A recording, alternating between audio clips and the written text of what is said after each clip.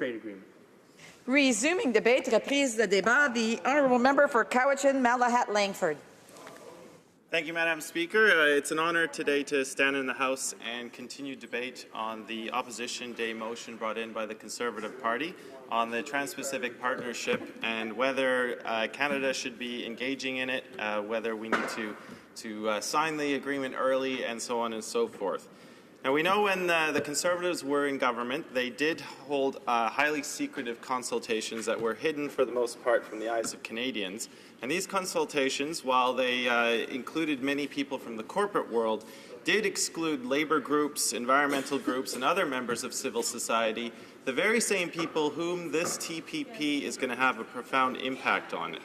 And we know that the member from Abbotsford, who was the former international trade minister, was the one who started the negotiations in this and really was pushing it, trying to get the deal signed right during the middle of the election. So it's not, therefore, a surprise that we are dealing with this motion today. It is, however, unfortunate, because at this very moment, the Standing Committee on International Trade is holding public consultation hearings across the country to hear what Canadians are saying. This motion is putting the cart before the horse.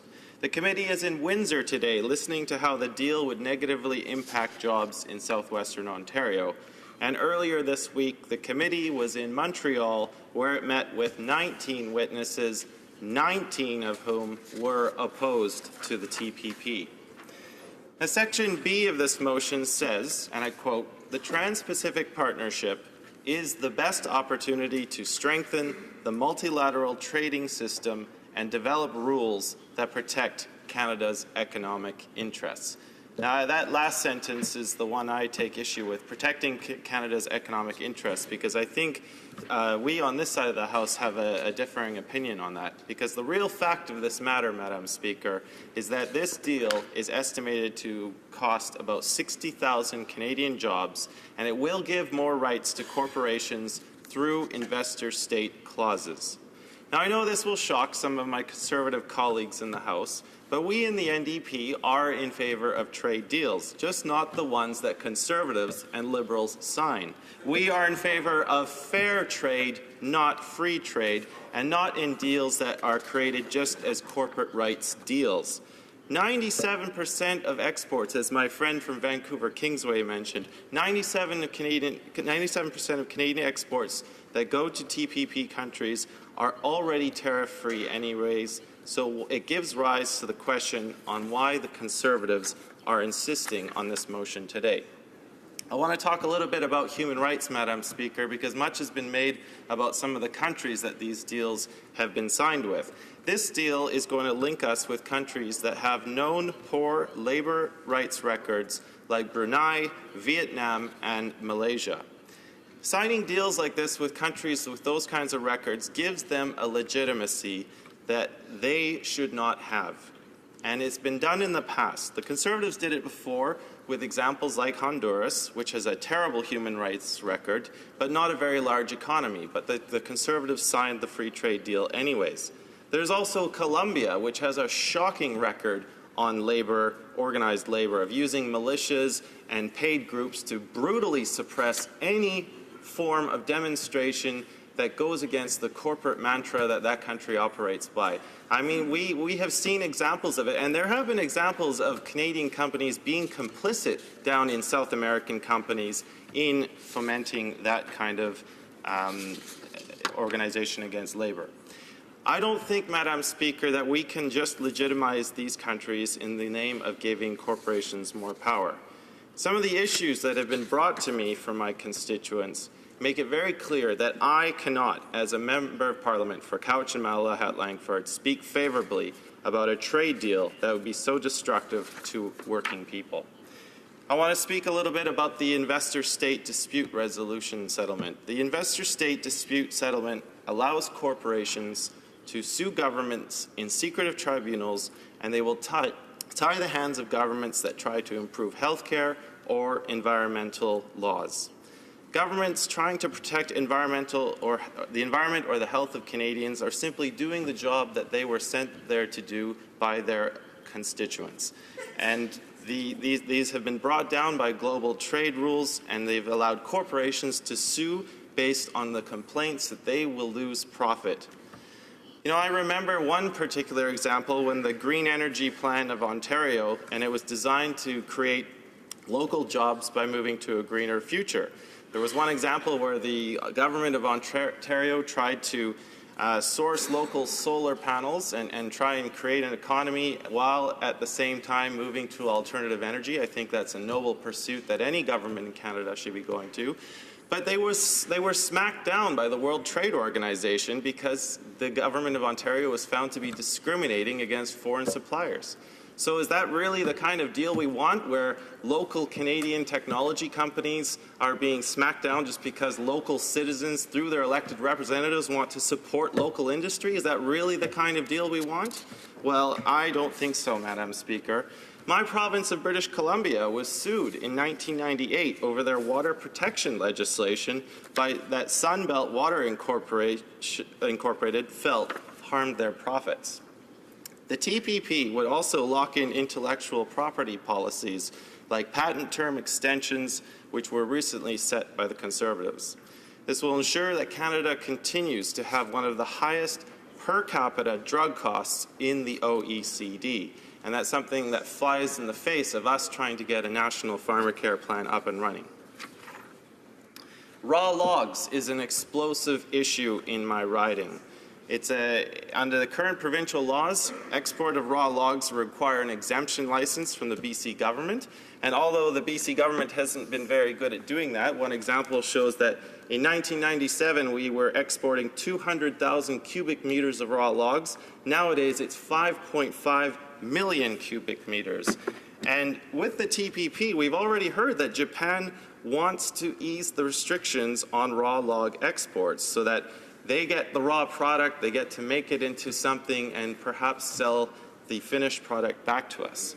If Canada and Japan ever disagreed on the interpretation of the rules, it would again go to a secret trial with no input from the elected representatives. I want to take a quote, Madam Speaker, of the Broadbent Institute, and it says, "Beyond the narrow calculus of likely winners and losers from changes to the trade rules, the TPP reinforces policy rules which prevent Canada from pursuing more active economic development strategies to diversify our economy. The TPP will likely limit our ability to require higher value-added processing of our resource exports to Asia, such as restrictions on the exports of logs rather than lumber, or on unprocessed fish rather than fish products." If we really want to get past our image as the hewers of wood and the drawers of water, we need to really critically examine deals like this and ask, are they really serving the national interest? Are we really encouraging that value-added industry? Supply management is another big issue. My colleague from Vancouver Kingsway already went over the large compensation package that was offered to farmers, and it begs the question that if this is really so good for supply management, why are dairy farmers being offered such a big package? And really, I think it's going to be the beginning of the end for our supply management system, a system that promotes a great way of living for farmers, and I know many farmers in my riding have talked to me about how they depend on it for their local families. I think, Madam Speaker, one of our greatest tests in this day and age is how we react to climate change and protect our environment. We need to really be active in measures like that. And as I mentioned earlier, we need to support local technology and alternative energy, specifically developing homegrown industries that develop solar panels, wind turbines, tidal power, and so on. We need to have the ability to invest in local jobs that make those products and not be under fear of persecution under a trade deal like the TPP just because we're deciding to support local industry. So in closing, Madam Speaker, I will just say that I think that the wording of this motion is putting the cart before the horse, especially in the middle of the fact that the Trade Committee is doing important work, listening to witnesses and hearing a lot of negative reactions.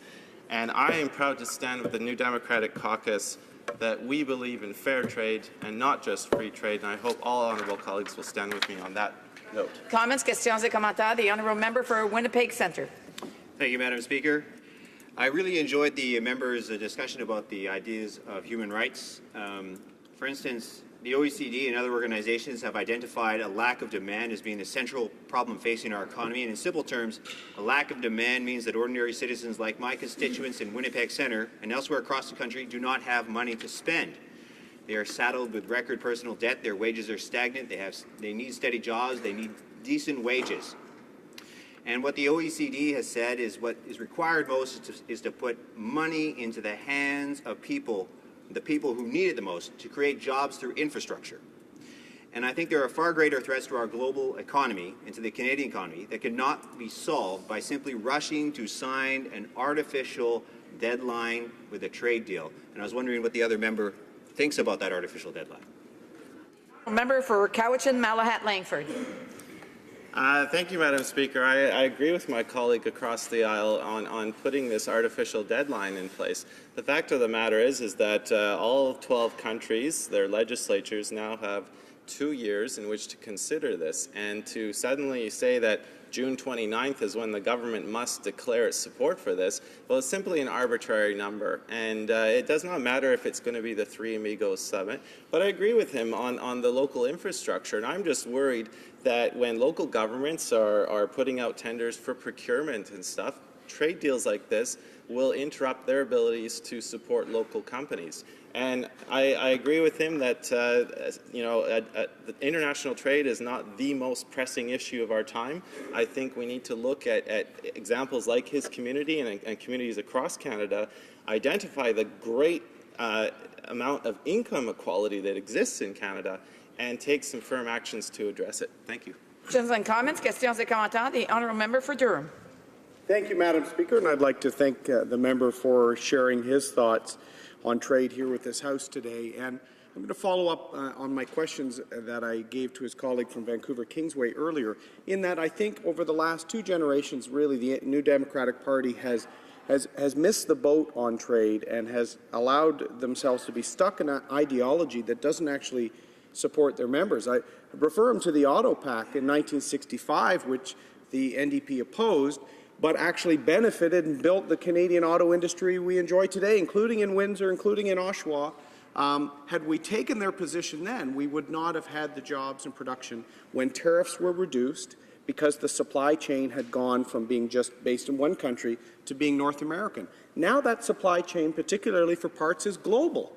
And if Canada's not part of the global trade relationships, we will have less jobs in the global auto and auto parts industries. I'd like his comment on what could be Canada missing the boat. Honourable member for Cowichan-Malahat-Langford. Thank you, Madam Speaker. Well, we here in the NDP, our job here is to bring a voice to Parliament which so often goes unheard by government. And that is what my job is here. It's here to speak on behalf of my constituents and a larger group of people, whether they are in the environment or labour groups. People have raised legitimate concerns about this trade agreement, Madam Speaker, and we are presenting those voices to Parliament because so often they are shut out from the negotiations. So I unapologetically stand here on their behalf to give voice to their concerns because it needs to be heard in this chamber. So I submit that to my honourable colleague. With respect to the Auto Pact, yes, as my friend from Vancouver Kingsway said, there is a danger with the auto industry that we could miss out on the boat. But it still means we need to give a critical look to this deal to decide if ultimately, holistically, if it is in the best interests of our country going forward. Resuming debate.